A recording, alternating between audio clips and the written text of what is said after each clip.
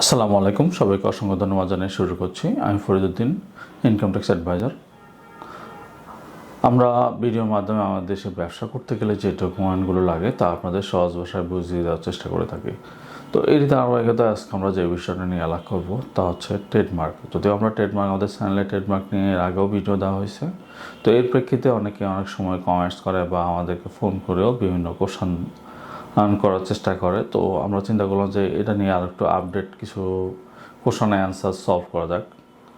যেমন প্রথমত ট্রেডমার্কটা আসলে কেন দরকার? আপনি যখন একটা ব্যবসা শুরু করবেন, যেমন আপনার ব্যবসায়িক মেজর বা কমন যে ডকুমেন্টগুলো যে আমরা যেটা বলি ট্রেড লাইসেন্স, টিন, ভ্যাট বা ব্যাঙ্ক অ্যাকাউন্ট, এগুলো যেমন দরকার, এর পাশাপাশি আপনার ট্রেডমার্কটা নিয়ে অবশ্যই চিন্তা করা উচিত। কারণ প্রত্যেকটা ব্যবসার সাথে একটা ব্র্যান্ডিং জড়িত।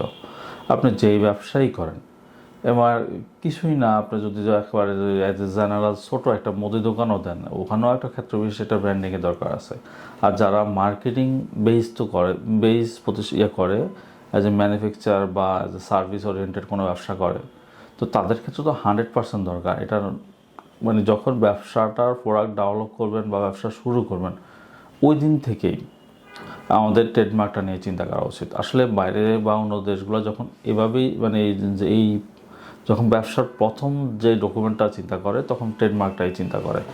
কারণ হচ্ছে আপনার একটা ব্র্যান্ড, আপনার একটা প্রোডাক্ট ডেভেলপ করলেন, প্রোডাক্টটা হয়তো বা মার্কেট এটা অ্যাকসেপ্ট করলো, তো আপনাকে আপনার কাস্টমারটা আবার আপনাকে কীভাবে খুঁজবে? অবশ্যই এই প্রোডাক্টটা সে কীভাবে খুঁজে পাবে? আবার মনে করার আগে একটা কাস্টমার সেই প্রোডাক্টটা ভালো লাগলো, তাহলে সে এটাকে আবার সেকেন্ড টাইম এসে কীভাবে খুঁজে নেবে? নিশ্চয়ই এটা ব্র্যান্ড নেম, আপনাকে একটা নাম দিতে হবে, ওই নামে এটাকে ওই প্রোডাক্টের মধ্যে ওই নামটা থাকতে হবে, তাহলে সে ওই সেম নামটা খুঁজে আবার সে প্রোডাক্টটা নিতে পারবে। এতে হচ্ছে আপনার প্রোডাক্টের জন্য রিকল ভ্যালুটা বাড়বে। তো অবশ্যই ব্র্যান্ড নেমটা, যেমন আপনার ব্র্যান্ড নেমটা করা উচিত, মনে করেন একটা ব্র্যান্ড নেম দিলেন কিন্তু আপনার ব্র্যান্ড নেমটা নিবন্ধন করলেন না, তাহলে ক্ষেত্রে আমাদের দেশে আমাদের মেন্টালিটিতে একটু নেগেটিভ একটা সাইড সবসময় কাজ করে, যে এই প্রোডাক্টটা চলতেছে, প্রোডাক্টটা ভালো, কেউ না কেউ হয়তো বা এর কাছাকাছি একটা নাম দিয়ে বা সেম নাম দিয়েই এটা একটা প্রোডাক্টের মান খারাপ করে প্রোডাক্টটা বিক্রি করতে শুরু করলো। এতে করে আপনার যে ব্র্যান্ড নামটা আপনার এটা ক্ষতিগ্রস্ত হলো। তো আপনার যদি ট্রেডমার্ক করা না থাকে, আপনি তার বিরুদ্ধে কোনো অ্যাকশন নিতে পারতেছেন না। তো তাহলে আপনাকে অবশ্যই ব্যবসা শুরু করার সময় যখন প্রোডাক্টটা ডেভেলপ করার চিন্তা করবেন বা বেসিক ডকুমেন্টের কথা চিন্তা করবেন, অবশ্যই তখনই ট্রেডমার্কের কথা অবশ্যই চিন্তা করবেন। আর একটু ট্রেডমার্কের প্রসেসটা একটু লেন্দি, অন অ্যাভারেজ আপনাদের প্রায় 1.5 থেকে 2 বছরের কাছাকাছি লেগে যায়। এবং হচ্ছে হয়তো বিভিন্ন পর্যায়ে অনেক প্রবলেমও হতে পারে, হওয়ার প্রেক্ষিতে আর একটু সময় কম বা বেশিও লাগতে পারে। তো শুরু করতে হবে। শুরু করলেই যে আপনি যখন প্রাইমারি আবেদনটা করবেন, আবেদনটা করলে কিন্তু একটা অ্যাপ্লিকেশন নাম্বার পড়বে। তো এতে করে আপনি টিএমটা ইউজ করতেছেন, তো ইভেন আপনার একটা কনফিডেন্স চলে আসলো যে আদৌ এই নামটা কেউ নিতে পারবে না, যেহেতু আমি অ্যাপ্লাই করছি। তবে এরও আগে, যেমন অ্যাপ্লিকেশন করার আগে অবশ্যই একটা সার্চ দেওয়ার অপশান আছে। ডিপিডিসির ওয়েবসাইটে গেলে আপনি দেখতে পারবেন ওখানে একটা সার্চ দেওয়ার অপশান আছে। কারণ হচ্ছে আপনি আপনার নামটা ইউনিক করলেন, কিন্তু তারপরেও হয়তো বা আপনি জানতেছেন না যে কারো আছে কিনা এই নামটা, বা কাছাকাছি কারো আছে কিনা। তো আপনাকে অবশ্যই এটাকে চেক করে নেওয়াটা অবশ্যই বেস্ট। কারণ আপনি একটা প্রোডাক্ট ডেভেলপ করতেছেন বা একটা নাম এস্টাবলিশ করলেন, এতে একটু সময় লাগবে।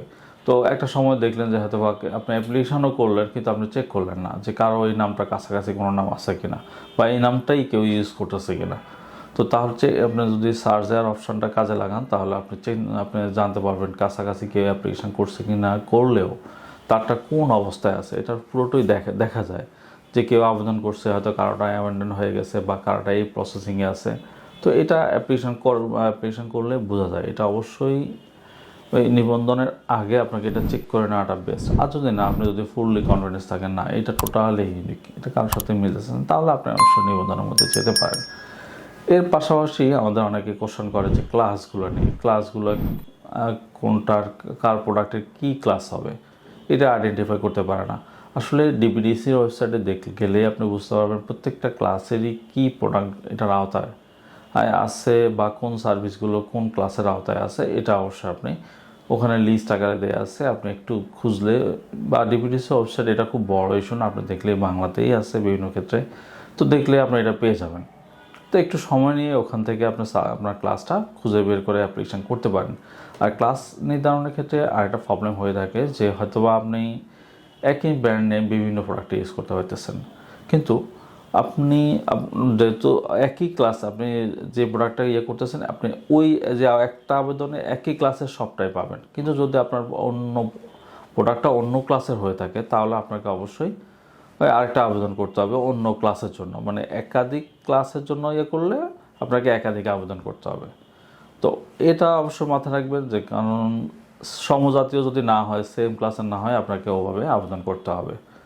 তো এর বাইরে আরও যে বিষয়টা আপনাকে মাথায় রাখতে হবে তা হচ্ছে আবেদনের যে কোনো প্রেক্ষিতে, মনে করেন আবেদন করলেন একটা নির্দিষ্ট সময় হয়তো বা কিছু কিছু গ্রাউন্ডসে আপনার এটার জন্য কমপ্লেন আসলো, তো এইসব ক্ষেত্রে এগুলো কীভাবে সলভ করবেন? এটা হচ্ছে হয় প্রফেশনাল কারোর হেল্প নেবেন, অথবা হচ্ছে অ্যাজ এ অনার বা আপনার অথরাইজ পার্সন হিসেবে যেই কেউ আপনার এমপ্লয়ি হতে পারে কাউকে পাওয়ার অফ অ্যাটর্নি দিলেন যে উনি হচ্ছে হেয়ারিং করার জন্য, হেয়ারিং করে আপনার যুক্তিতর্ক উপস্থাপন করবেন। এটা মৌখিক ভার্চুয়ালি হতে পারে বা হচ্ছে ভার্চুয়াল না, এটা হচ্ছে আপনাকে ফিজিক্যালি অফিসারের সামনে হেয়ারিং দিতে হবে। হেয়ারিংয়ে অফিসার সন্তুষ্ট হলে উনি অ্যাপ্রুভাল দিয়ে দিতে পারে।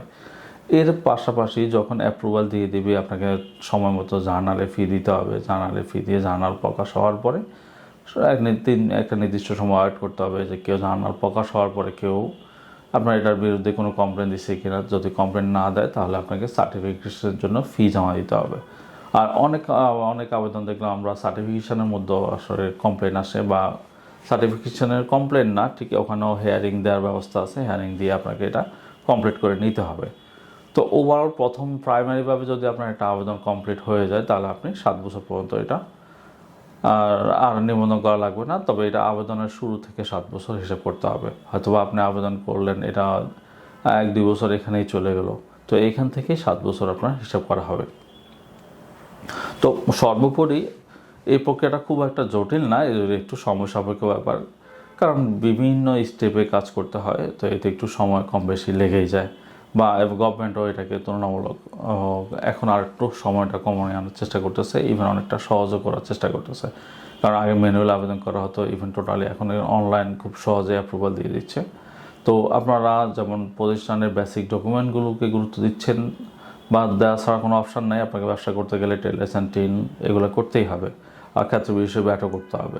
তো তেমনি যদি আপনি ব্র্যান্ডিং করতে চান, আপনাকে যদি আপনি এভাবে চিন্তা করেন যে আমাকে কেউ নামেই চিনুক, বা আপনি এমন প্রোডাক্ট নিয়ে কাজ করেন, প্রোডাক্ট বা সার্ভিস যাই হোক ম্যাটার না, আপনার সার্ভিস বা যে কোনো টার্মস আপনি অবশ্যই ট্রেডমার্কটা করে নিতে হবে।